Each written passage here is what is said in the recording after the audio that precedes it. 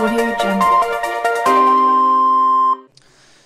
अस्सलाम वालेकुम, आदाब नाजरीन। शोम चैनल डोडा से मैं इदरीस फलाही इस वक्त मौजूद हूँ बीजेपी ऑफिस डोडा में। हमारे साथ बात करने के लिए इस वक्त मौजूद हैं शक्तिराज परिहार जी।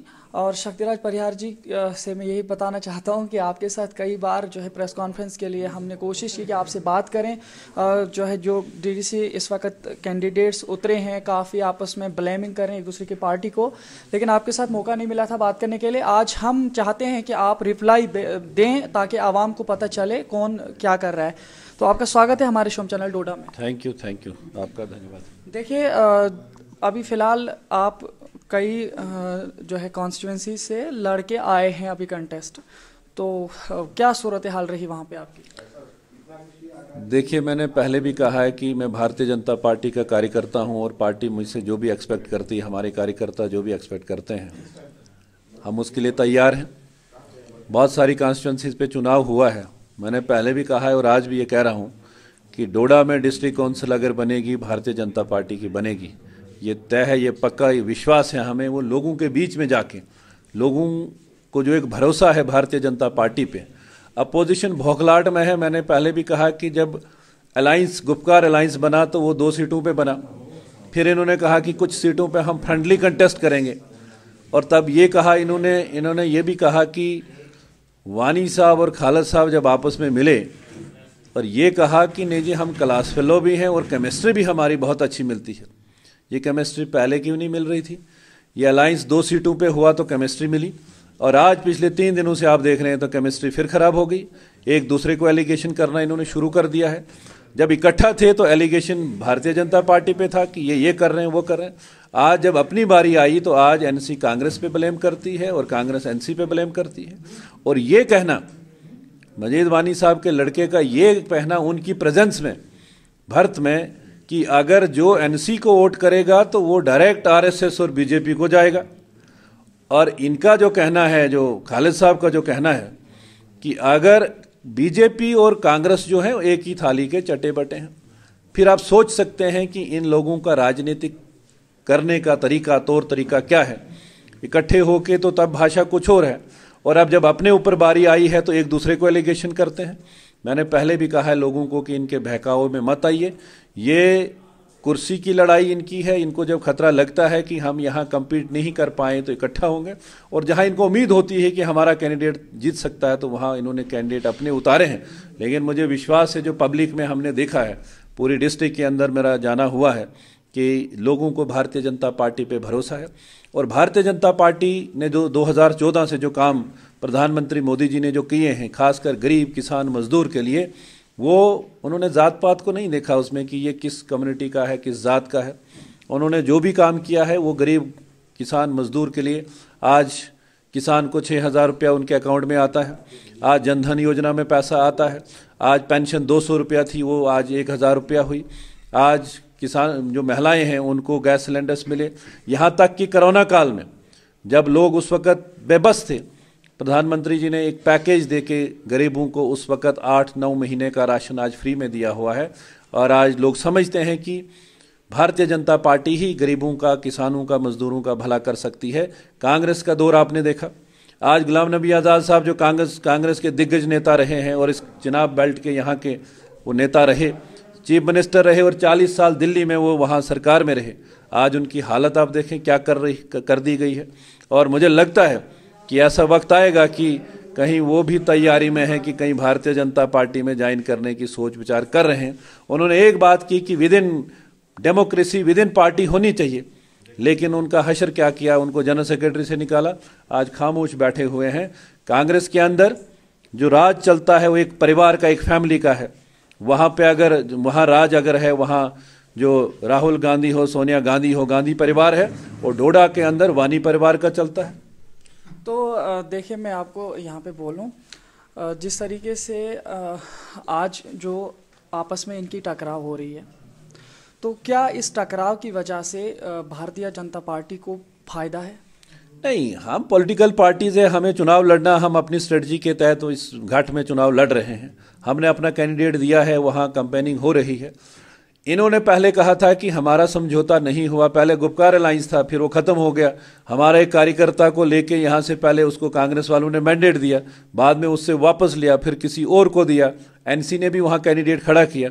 दोनों फाइनेंशियली साउंड कैंडिडेट इनके हैं। हमारा बड़ा साधारण कार्यकर्ता हमने वहाँ खड़ा किया है। मुझे विश्वास है कि जब ट्रायंगुलर कंटेस्ट में वो आएंगे, आज इनकी फ्रस्ट्रेशन क्यों इतनी है, ये गढ़ माना जाता है कांग्रेस का। यहाँ पे आज भौखलाट में क्यों आगे, आज इनको पैसे बांटने की क्या जरूरत पड़ी, आज रात को ट्रांसफार्मर भेजने की क्या जरूरत पड़ी, आज शराबें बांटने की क्या जरूरत पड़ी। अगर इनको लोगों पे भरोसा होता, विश्वास होता कि हमने लोगों के काम किए हैं। आज मैं पूछना चाहता हूं, एक बीडीसी का मैं अभी सुन रहा था, शायद आप ही ने उनका इंट्रो लिया है। जब वहां पे कैंपेन आप कर रहे थे तो वहां कांग्रेस के लिए कर रहे थे, वहां गुपकार अलायंस था। तो आज अगर यहां मार पड़ रही है तो आज क्या क्या कारण रहे, मैं जानना चाहता हूं, उनसे भी पूछना चाहता हूं कि भाई कोई एक स्टैंडर्ड हो, एक स्टैंड हो। भारतीय जनता पार्टी का एक क्लियर कट स्टैंड है कि हम लोगों के साथ जुड़े हैं, यहाँ का भाईचारा मजबूत हो और यहाँ के विकास की हम बात करते हैं। देखिए, जहाँ तक भारतीय जनता पार्टी का कहना है कि वो विकास कर रहे हैं, परसों आपके स्पोक्स पर्सन भी आए, उन्होंने भी कहा कि तरक्की कर रही है भारतीय जनता पार्टी। और साथ ही साथ उन्होंने एक बहुत बड़ा जुमला ये भी कह दिया है कि बीजेपी, अगर डोडा में कोई तरक्की हुई तो वो बीजेपी की हुई है। लेकिन उस पर लोगों के हमारे पास कमेंट्स आए, तो लोगों का कहना है कि हाँ, बीजेपी ने यहाँ पे तरक्की की, यहाँ का आर्टिकल 370 को ख़त्म किया, यहाँ पे रोशनी एक्ट को ख़त्म किया, यहाँ पे लोगों की ज़मीनें छीनी गई, यहाँ पे स्टूडेंट्स को तबाह किया गया, यहाँ पे पॉलिटिक्स की धज्जियां उड़ा दी गई। ये सब तरक्की की है भारतीय जनता पार्टी का एक मैनिफेस्टो था, वो जनसंघ से लेके प्रजा परिषद से लेके भारतीय जनता पार्टी जो बनी, हमारा एक कोर इश्यू था कि 370 धारा को जम्मू कश्मीर से खत्म करना है, 35A को खत्म करना है। ये कोई हमने रात रात में नहीं किया। 1953 से 54 से ये एजेंडा भारतीय जनता पार्टी का था कि इसे खत्म करना है, और जब मेजॉरिटी हमारी पार्लियामेंट में होगी हम इसे खत्म करेंगे। और हमने न केवल कहा बल्कि उसको करके दिखाया। 35A को खत्म किया। मैं पूछना चाहता हूं, वो न केवल 370 डोडा में नहीं था, ये पूरे जम्मू कश्मीर में था। आज अगर ये बोलते हैं कांग्रेस एनसी वाले, जो ये बोलते हैं कि हमने वापस लाना है, मैं कांग्रेस के लोगों से पूछना चाहता हूं, उनके नेताओं से पूछना चाहता हूं, क्या आप भी इस फेवर में हो कि दोबारा से 370 को रेस्टोर करने की बात वो करते हैं? उनसे मैं जवाब मांगना चाहूंगा कि आपका क्या स्टैंड है इस पे। भारतीय जनता पार्टी का बड़ा क्लियर कट इस पे स्टैंड है कि हमारा ये कोर इशू था कि 370 को खत्म करना है। रोशनी स्कैम की बात मैं आपको कहूं, रोशनी का जो स्कैम हुआ 25,000 करोड़ का स्कैम है। जब गुलाम नबी आज़ाद साहब यहाँ पे चीफ मिनिस्टर थे, उन्होंने ये कहा कि जितनी भी ज़मीनें हैं वो लोगों को दी जाएं और सस्ते रेट पे दी जाएं। 25,000 करोड़ उसका कलेक्ट होगा, और वो जो 25,000 करोड़ होगा वो हम यहाँ के चिनाब बेल्ट के हाइड्रो प्रोजेक्ट्स में लगा के यहाँ से रोशनी पूरी स्टेट को जाएगी। और बाद में 70 करोड़ इकट्ठा हुआ, उसमें गरीब का कुछ नहीं हुआ। उसमें बड़े बड़े दिग्गज इनके जो नेता हैं, मजीद वानी साहब को पूछ लें कि उन्होंने रोशनी स्कैम में, उनका नाम परसों की डेट में पिछले दिनों फ्रंट पेज पे आया कि नहीं आया।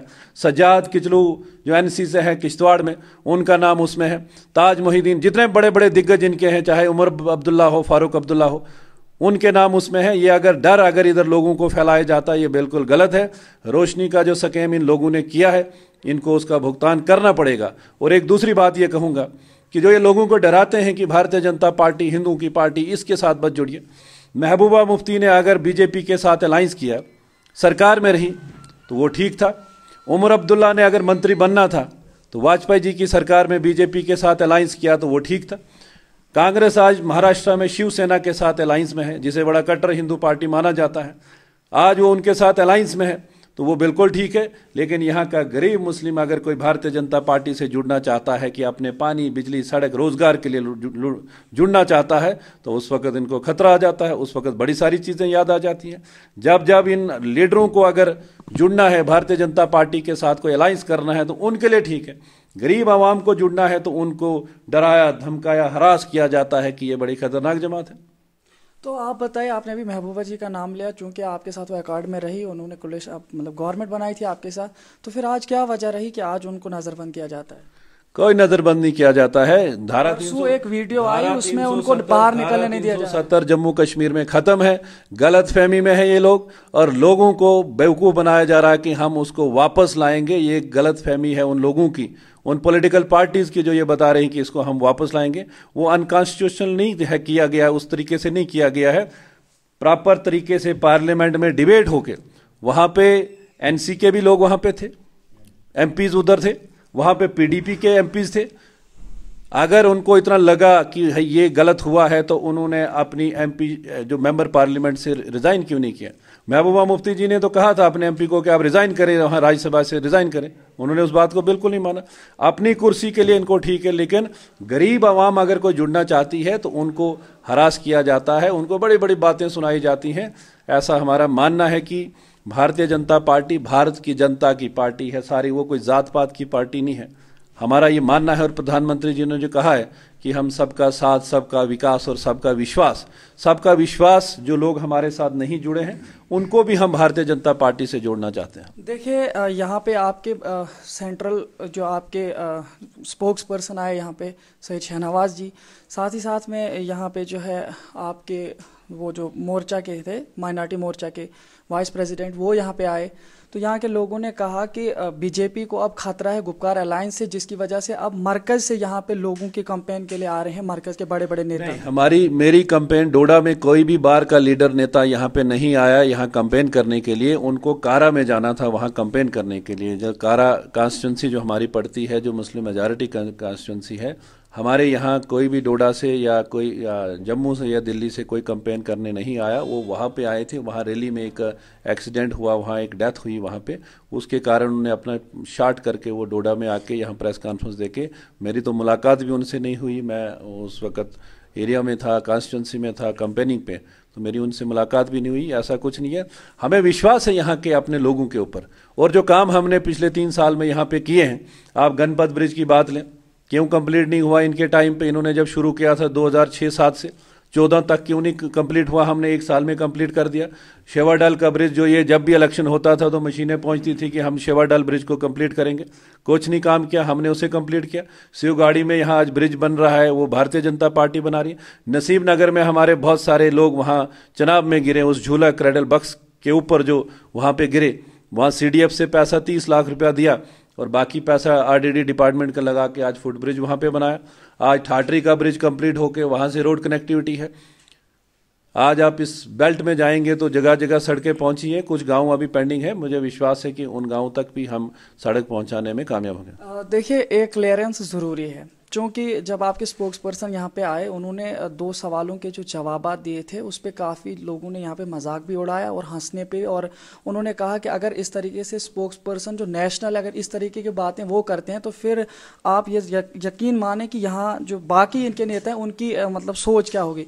उनसे सवाल किया गया था कि 4G नेट जम्मू कश्मीर में बंद क्यों, तो उन्होंने बोला सिक्योरिटी रीज़न है, लेकिन उन्होंने उस पर यह जवाब भी दिया कि शेख अब्दुल्ला के वक्त में क्या था। तो और साथ ही साथ उनसे पूछा गया टूल प्लाजा के हवाले से, उन्होंने बोला कहाँ है। तो आप बताइए, जैसे नेशनल लेवल पे उनको नजर रखनी चाहिए, लेकिन वो बता रहे हैं वो जम्मू से आते हैं, और उस पे कांग्रेस ने जो है बताया। जो बात जो चर्चा हो रही है वो डिस्ट्रिक्ट डोडा की बात हो रही है। जी जी, नहीं मगर हमारे नेशनल स्पोक्स पर्सन है, उन्होंने जो कहा होगा ठीक कहा होगा, मुझे उसकी जानकारी नहीं, मैंने वो सुना नहीं है। अगर आपको डिस्ट्रिक्ट डोडा के बारे में कोई जानकारी लेनी है, कोई बात करनी है, आप कर सकते हैं। हाँ, तो आप बताइए, आप थोड़ा सा कॉन्स्टिट्यूंसी के बारे में जाते। जैसे कि देखिए, बाकी कॉन्स्टिट्यूंसीज तो फिलहाल कंटेस्ट हो गया है, अब बचती है घाट कॉन्स्टिट्यूंसी। तो घाट कॉन्स्टिट्यूंसी में एक बड़ा पॉइंट ये है कि वहाँ पे कांग्रेस की भी, NC की भी बाइटें भी आई, मीडिया पे उन्होंने बातें की, लेकिन एक चीज़ वहाँ पे ये रही कि बीजेपी की तरफ से हमें आज तक कोई मीडिया में उनकी बाइट नहीं। उसकी क्या वजह है? देखिए, इसीलिए आपको इस वक्त लेट आवर्स में मैंने बुलाया, आपको कष्ट दिया कि मैं सुबह से दिन भर कैंपेनिंग में रहता हूँ। कल भी चिराला में थे, आज भाला कॉन्स्टिट्यूंसी में थे, कल धराबशाला जाना है, परसों फिर भाला कॉन्स्टिट्यूंसी में, और अगले 3 दिन जो है असर कॉन्स्टिट्यूंसी में लगाने हैं। तो आज मैंने 2 दिन से मैं ये वीडियोस देख रहा था, सोशल मीडिया में देख रहा था। आज अगर वो एक दूसरे के ऊपर एलिगेशन लगाते हैं, बीजेपी के ऊपर कोई एलिगेशन नहीं, हमारी तरफ से तो कुछ ऐसा नहीं था।